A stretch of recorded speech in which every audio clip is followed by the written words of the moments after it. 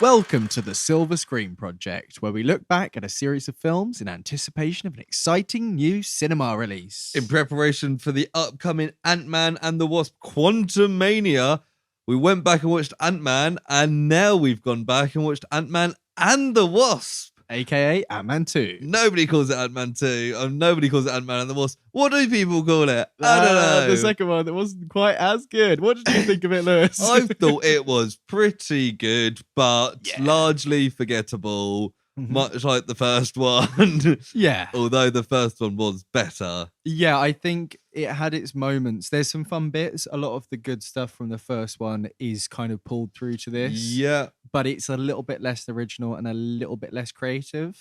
Yes. And the bad guy agree. is bad in quite a lot of ways. There are some very cringy monologues and performances in this. Yes. I've seen that actress in other things and they are not as bad as they are in this. So I feel very sorry for them. Yeah. But there's some good introductions in this though. Like there's some new characters. Jimmy Woo, who is now we've seen in other stuff. Jimmy Woo, He's Asian great in Jim this. from Asian The Jim Office. From The Office. Walton Goggins, who plays Sonny. He's fun. He's good, but he doesn't get much to do. No, it's like he's a secondary villain. Yeah, He could have made. Yeah, there's too much going on. It's almost like they've done the thing where it's small scale again. It's kind of a heist. The heist doesn't really go anywhere, and it's kind of boring. But there are some interesting things. There is some interesting. I think one going into it. Yeah. One thing that you see kind of off the bat, which you saw elements of in the first one, it really builds on this one, is Scott Lang's relationship with his daughter. Yeah. Is great in this because the intro of them, you see them doing a little heist in the house. That's and then there's like a little cardboard thing. And he points them away and they find the the trophy. It's just really cute and it's a really fun scene. It's like, these characters are great. And the trophy comes back later on as well, so it's kind of nicely kind of positioned. With the trophy coming back as well, there's a lot of fun size stuff. Again, yes. The first one had a lot of fun size stuff. Again, they've done that. Obviously the scene in the school when he's like 3 foot tall. We were watching it and it was like that teacher thinks there's a very small child in that school and the proportions are all off. Like children don't it's look like really that. weird, but it's quite funny. And when he gets in the thing and they're like, "Oh, do you want a juice box?" and he's like, "Oh, do you really?" And that dynamic again we spoke about with Hank being the kind of grumpy like comedic foil for Scott. Yeah, that all works really well. Again, I think they've done a lot of good stuff. And with that. Hope gets a bigger role in this film. 100%. And she's good. Yeah. She's fun. Yeah. She's a good partner to Ant-Man. Yeah, definitely. She's like slightly more competent than him, which we kind of knew from the get-go. Like, she's the more trained version of him. We see that first fight with Walter Goggins and through the kitchen. It's like, oh yeah, she is Ant-Man if he was like really good at what he does. Yes, yeah. And it is funny when she's got all the like better tech and Hank's like, I just didn't want to give you that shit. Like, I hate you, Scott. And there's loads of moments where like they're having like a little what's she called? Hope and Scott. What do they call him earlier? Off pod squat. Squat Lang. Hope and Scott are having their little rekindling moments because obviously they haven't seen each other for 2 years. And Hank's in the back He's like, "Can you just stop daydreaming about my daughter?" I love his like. We talked about it like last week. Like fucking Michael Douglas is just like old man, but he's like, "Oh God." I think he's really enjoying this character. I think he does because he probably doesn't have to. Like, I don't know what Michael Douglas is like, but if he's like any of like, he's probably a bit like this character. Like, you can just lean into the grumpy side of yourself a bit, and just be like, "I fucking hate this shit." Like, even if he doesn't, it's a fun character to play. There was 2 bits that I've found really funny. Yeah. One where they put on the sunglasses and the hat, and they're like, "This isn't a disguise," which is very meta because everyone in Marvel uses that as. And they kind of play it back at the end because they give him the FBI outfit to sneak out and he wears the same thing, so it's quite a good like callback to that. And there's one joke in it that I still remember in cinema watching it, made me laugh more than any joke in any Marvel film has made. No, I don't think it's right there. But as we know throughout these two films, Scott names all his ants names. So it's like Anthony. Yeah. It's a big one. And there's a bit, it might be towards the end, I can't remember where it is, but I still remember in cinema laughing really loudly when he's like, "Go, Ulysses S. Grant." I remember that. It really cracked me up in cinema. And when it came on, I was like, "Oh yeah, that was funny." I did like that. I thought you were talking about there's a funny like improv bit with Jimmy Woo at the end when Jimmy's just like, "I'll see you soon, Scott," and he's like, "Why? Why will you see?" And he plays it really real deadpan, and it feels like a genuine thing, but also feels like Scott's being a bit of a dick to him. Like, yeah, like, do you want to do something? And obviously, there's all the close-up magic stuff with those two. That's a funny little running thing through. But yeah. Generally, I think the chemistry between the cast and the writing / improv is probably the highlight of this whole film. Oh, definitely. I think everything they got right about this film, apart from like the story. Yeah, if you know what I mean. It's really it gets really diluted because we've got ghosts, we've got, like you say, we've got Goggins running around, Sonny Birch, who kind of represents like the kind of business side that we saw in the first film. And Jimmy Woo's kind of a comedic villain. Woo's kind of comedic villain, and then we've got Bill Foster, Goliath, who plays into the ghost thing. Yeah, and then we've also got getting Janet out of the quantum realm. Yeah, it's a lot, and I know a lot of that quantum realm thing works as it's like the kind of mission throughout. We're kind of going into negatives a little bit, but there was a couple little good bits I just wanted to touch on very quickly, actually, before we get into that, because I was going to start talking about the overall plot, and I was like, the story with Luis was much funnier this time when he's got truth serum and he starts going back to when they first met. Yeah, that got me much better. I very much enjoy when it comes around and that guy's like, "Wait, this is truth serum." yeah, very good. And the quantum realm looks pretty cool because obviously we know that that's coming up in the third one in some way, or it's all going to be there. It's fun when we go from like the void that Scott was stuck in. It's kind of stupid. You just drive forward and you get into like the nice bit. Whatever. And he's in there. For some reason, Hank just like starts walking out of his spaceship and he's like 5 miles and he gets lost and shit. Yeah, that's kind of silly. But into the kind of more negatives there. Obviously, we can jump back and forth.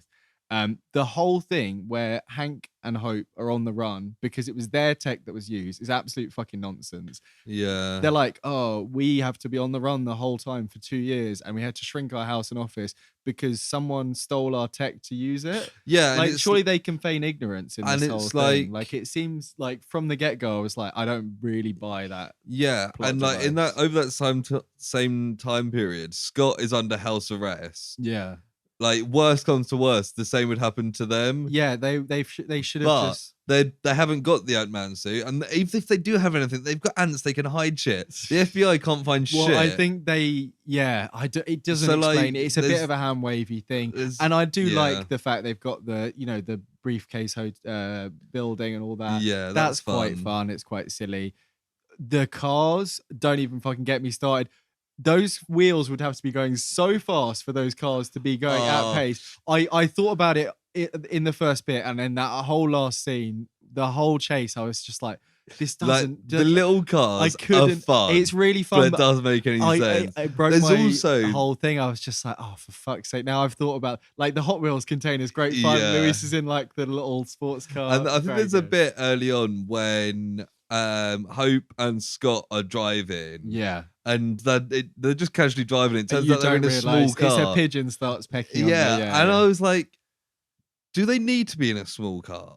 No, because they don't know what they look like in the car. Just have tinted windows. It's just going to make the journey take like so much you longer. You see it in that car chase. They're shrinking down and they're remaining at speed with the cars. Like, they are going faster, but it's the same rules as when they go small. They must be running super fast too.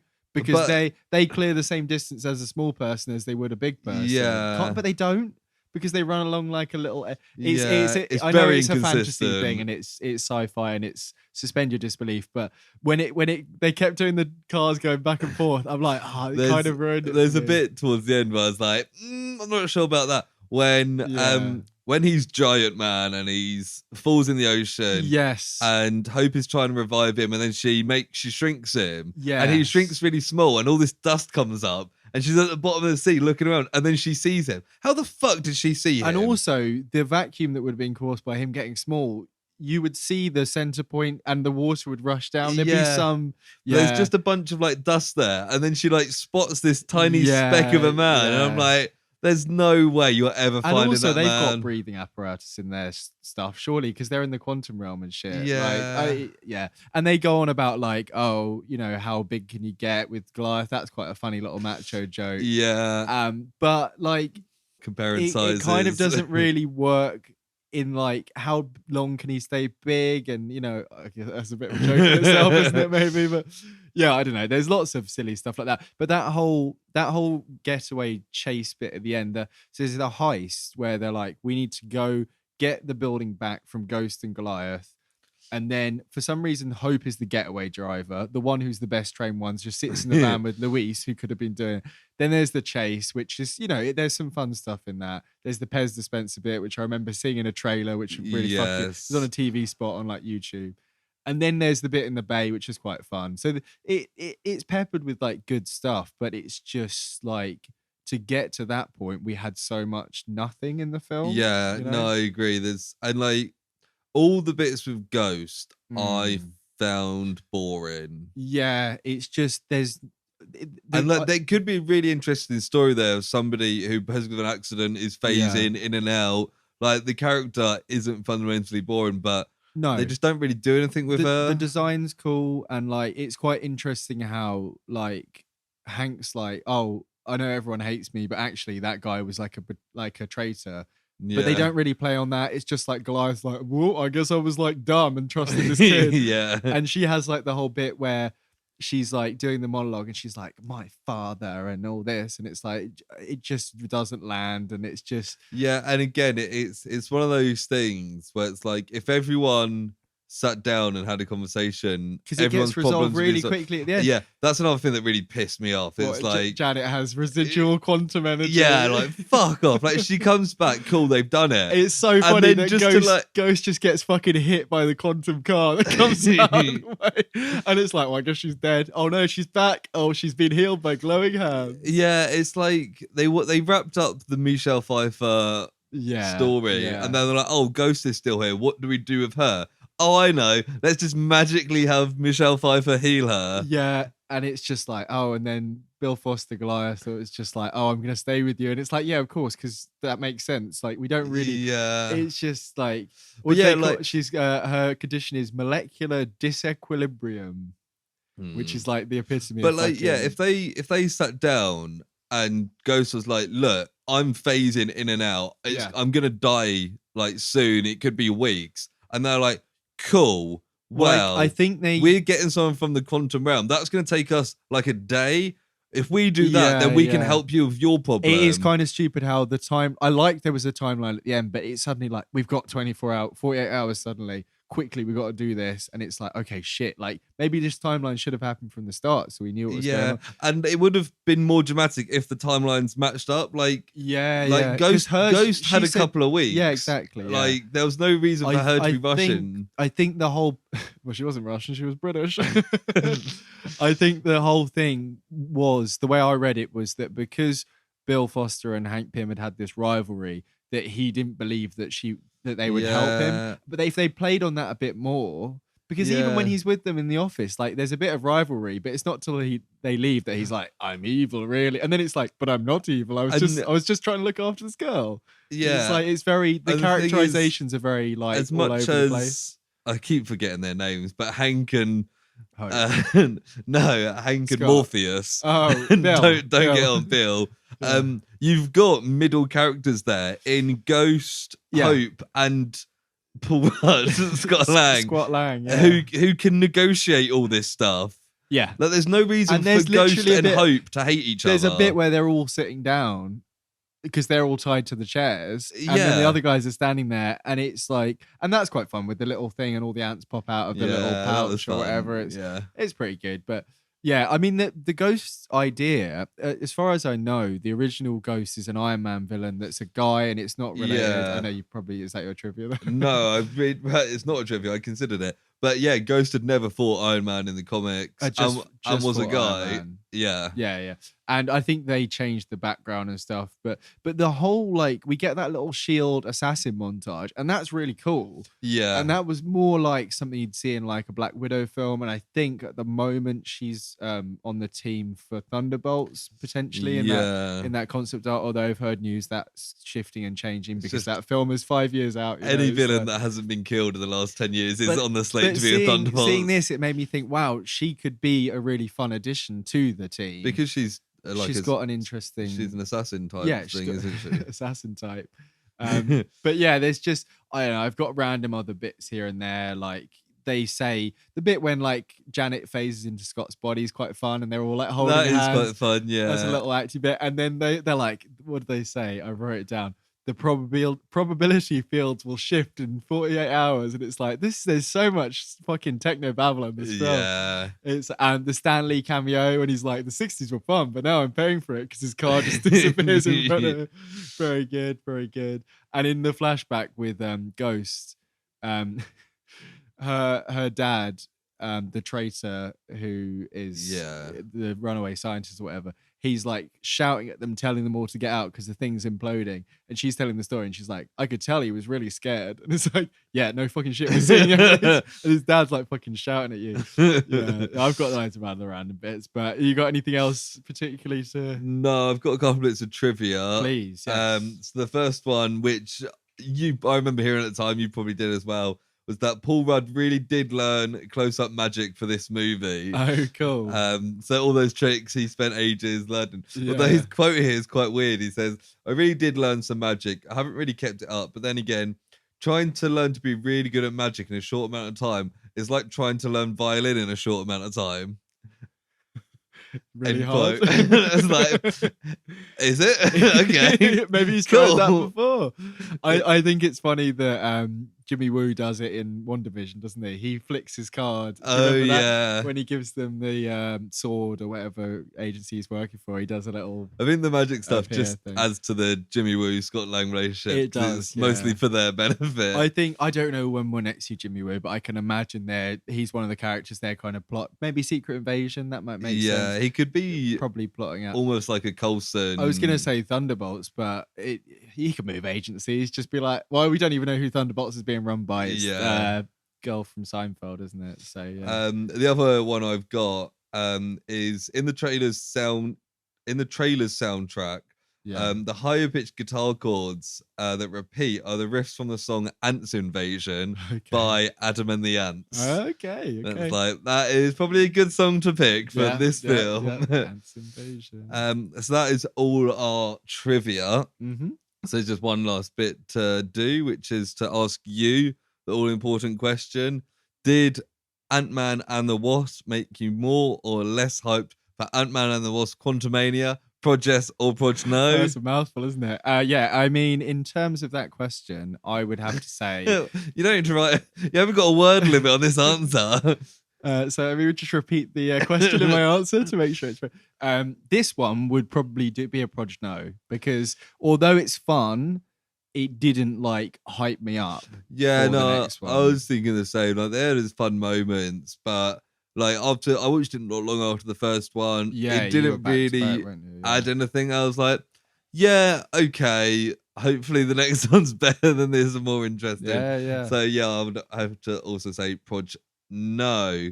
Cool. But that brings us to the end of this Silver Screen project. Next time we'll be fresh out the cinema, having watched the new Marvel film Ant-Man and the Wasp Quantumania. Woo. Yeah. I can't wait. I'm really excited about the new one. I don't really know anything. I think we both seen a trailer in the cinema. I don't remember it. I keep having a trailer pop up on TikTok. They go to Quantum Town and stuff happens. Yeah, and whatever. People turning up and all that. But yeah, no, I'm super excited. And I can't wait to record a lovely episode telling us probably our disappointing thoughts. Seems to be the way of most of these films. But if you want to hear more stuff like this, we have normal episodes not on the MCU, which is called The Project. You can find it on Spotify and all other things. Thanks for listening. Bye. Bye. Ants. Ant-Man, bye. Ants. Bye. Ants.